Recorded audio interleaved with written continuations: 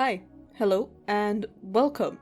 Right now, I am procrastinating on writing. I really should be working on my next book, but I also wanted to draw, and I needed a video to post this week because making these videos actually helps keep me on track with working on my art. So, having this, I want to try posting weekly, so having that as a goal in my head, even if I don't meet it, means I'm doing more art than before. So let me explain what's going on in the video, then I'll get to the topic of the video. I sketched out a base before I started the video in pencil, a 0.7 pencil, then I did the character sketches that you're seeing right now with a 0.3 pencil. Then I inked with a regular brush pen that I got off Amazon for pretty cheap, and then I used my watercolors, which are a mixture of Cotman, Sonnet, Rosa Gallery, and my favorite Kamlin Kukuyo. So yeah, that's it. Oh, and then I use Mr. Pen highlighters to do the borders. Yeah. So, first couple that you're seeing right now, like I said, I'm drawing my main... Did I say it? I can't remember. But I'm drawing the main characters of the novel that I'm working on right now. So this is Scott and Talon. Talon is her code name. He doesn't find out her real name until like book 5. I have in my outline the mysteries that are going to happen from book 1 to 8, or is it 1 to 6? I can't remember, but I have a plan of what each book in the series is going to be. Each book will follow these characters, but also different characters who are going to take center stage in with the mysteries. They live in a sci-fi world. I'm trying to think of how to say it without spoiling too much.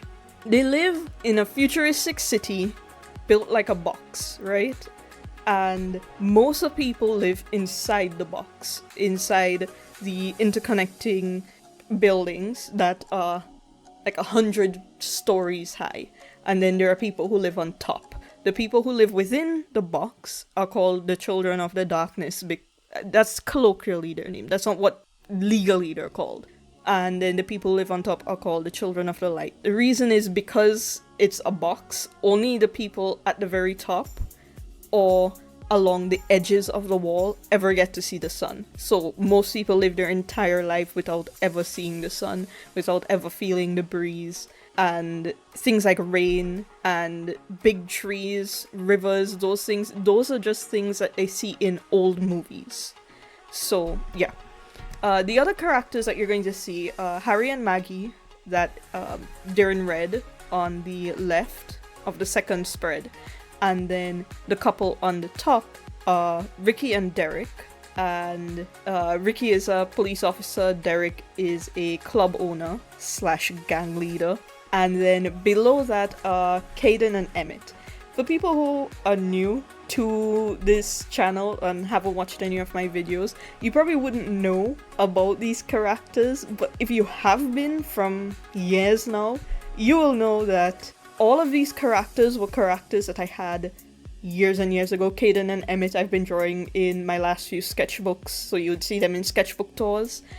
Scott and Talon, ages ago. These are old characters that I finally decided to combine into one story. Now, the overarching story is a mystery, and it surrounds Scott's son. Scott's son went missing before the beginning of the book series, and he's still trying to figure out what happened to his son, why he was targeted, why he went missing, his 3-year-old son. He is divorced, and he was not married to Talon. He was married to somebody else, but Talon is a love interest.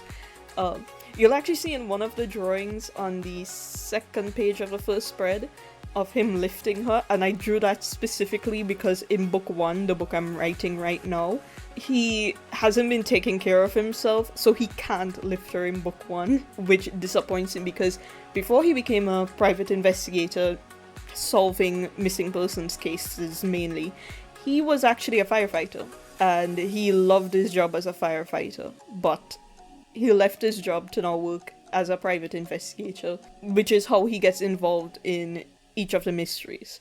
Talon is also a mystery. He doesn't know much of anything about her, and that's how it's going to stay for most of the book. he starts finding little and little about her throughout the book, but he doesn't know at first. So in book 1, she's a mystery. As for Harry and Maggie, I can't wait to write their story because they were not friends as children. They grew up together, but they did not like each other. So the fact that they become a couple is shocking to both of them.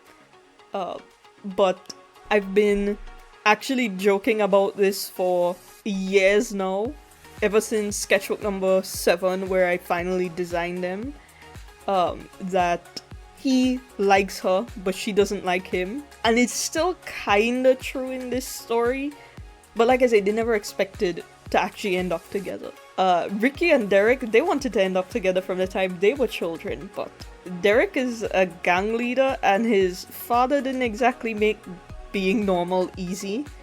They, let me see. I have my computer right in front of me. Let me see which story they're going to be in.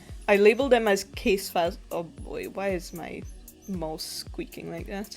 Okay, so Harry and Maggie, their story is book 3. Ricky and Derek is book 4. And Caden and Emmett is book 5. And so far I have 8 of the books planned out. Well, not completely planned out, but I have an idea of what mystery is going to be for the full 8 books. Yeah. Caden and Emmett, I've been drawing them for years as well. They weren't originally going to be a part of this story, this series, but things happened and I really think they fit in well because their story was always going to be a sci-fi story. Yeah. So right now in book 1 that I'm working on at the moment, I am almost 40,000 words into the book and I want these books to all be on the shorter end, so 50,000 words. Lately my books have been 80,000, 90,000, 100,000 because they were fantasy, but I kind of want to write something a bit shorter. I just don't feel like writing a long book, and especially because I have 8 books to work with in this series, I think I can get away with writing shorter books compared to like Goldfinger, which was only a trilogy, so each book was a little long because they were being told from 2 perspectives. It's still not that long. I think they're only on average about 70 to 80,000 words, but I like that 50,000 word mark. Most of the books that I read right now on Amazon, on Kindle, they're about 50,000 words, and I find that's like the perfect length. I don't like reading long books because I always find it's like the author is adding in a bunch of stuff that is unnecessary to the story. And I don't think that anything that doesn't push the story forward or world builds or character builds, anything that doesn't have a purpose in the story needs to go. Again, that's one of the reasons why my books, I usually end up shorter. Duncalia, which is my most recent published book, I'm still working on publishing book 2 and 3 because I have those finished, but the covers aren't ready yet. But Duncalia is told from multiple perspectives. By the time you reach book 3, it's 3 perspectives.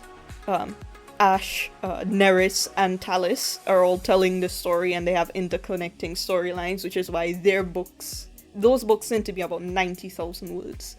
Which, when you think about it like that, it means that each of their stories are only about 30,000 words each, which is fine with me. I like more compact narratives. I don't like my time wasted.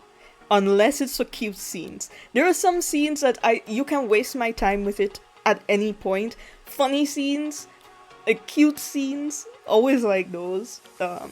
Expect cute scenes. I don't like writing hot romance, sexy romance. I don't like those. I don't enjoy reading it. I don't enjoy writing it. I don't enjoy watching it. I love cute romance. Because like in Queen of Tears that I'm reading right now, it's not as cute as a romance in Struggle Monsoon or Romance of Tiger and Rose or Who Rules the World. All of which, if you are into Asian dramas, watch. The Chinese dramas are free on YouTube and you can watch them on Netflix. K-dramas are a bit harder to find, but they had really, really cute romances, and I want to write cute romances. So, yeah. Also, I don't want to write any sex scenes or anything like that. I don't like writing graphic scenes. It's not something I enjoy as well. So, graphic violence and stuff, sometimes it's necessary to the story. Because, like, in a war, things are going to happen. but because this is mainly a mystery with some romance and friendship and stuff involved, I think I can get away with not showing the graphicness in the story. And I've actually been really enjoying it. The 40,000 words, it's only been like 2 weeks since I started writing this book. I was hoping to finish it this week, actually, so today is May 3rd.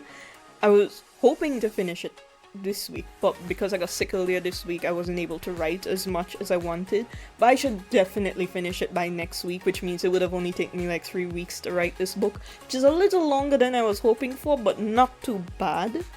And the reason I can write it so fast is because I've been wanting to write this series for literally years. So I have had this book outlined for months now, and I have a Google Keep.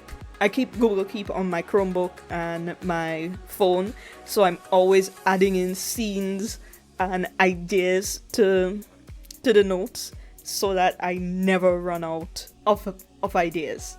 And it means that a lot of the scenes were already planned, and it's just a matter of combining everything together. Though, I will admit, Talon's personality changed, because I actually wrote about 30,000 of these words years ago, but I never finished the book, and then I reworked the series, so I guess you can say it's mostly along the same lines, but the setting has changed, and a lot of the individual plot points have changed from back then.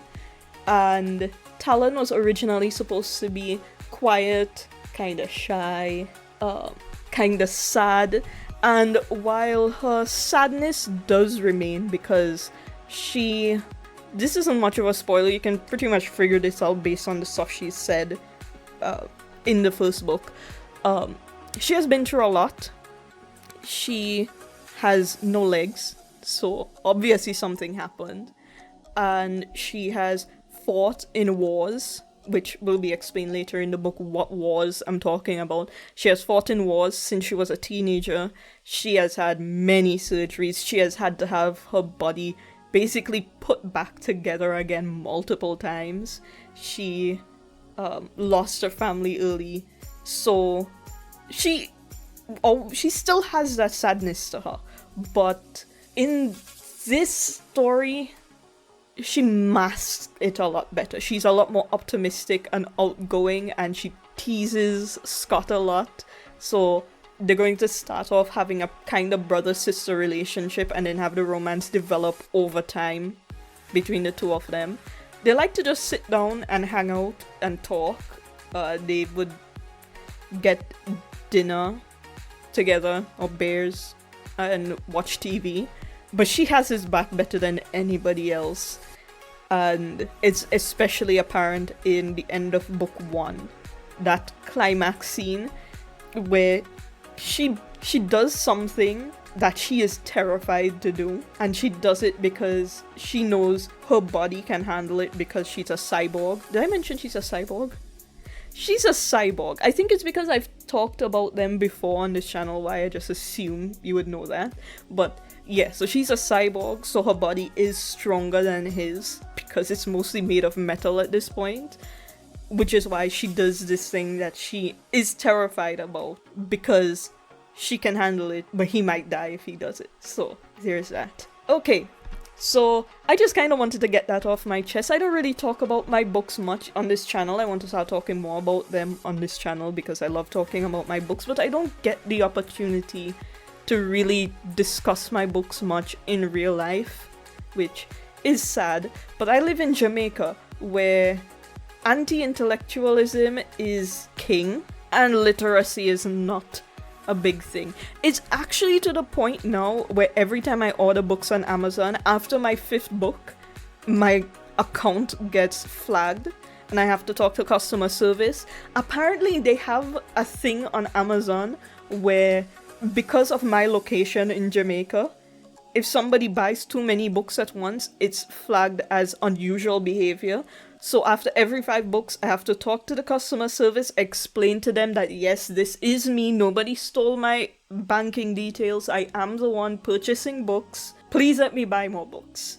And they have to like unlock the account, because their account will just shut down. It won't let me buy more than 5 books at a time. It's ridiculous, especially in one day, because sometimes I would see like multiple books, or the books will be on sale for like $1 each, so $5 isn't too much. So I would just buy the books, they're on sale, and then my account would cut off. But yeah, so if you want to hear more about this book and the world building, because I really like the world building actually has a lot to do with the plot of the story and the whole concept of this box city, why it exists, the wars that went on before, and the whole mystery of, are there more cities, why are these cities like this, what is beyond the fog, because Scott used to live on the top of the city and he could see out beyond the walls, and the city is always surrounded by fog. Why is there a fog? Maybe one day I'll talk about it. I kind of want to do some concept art for this story.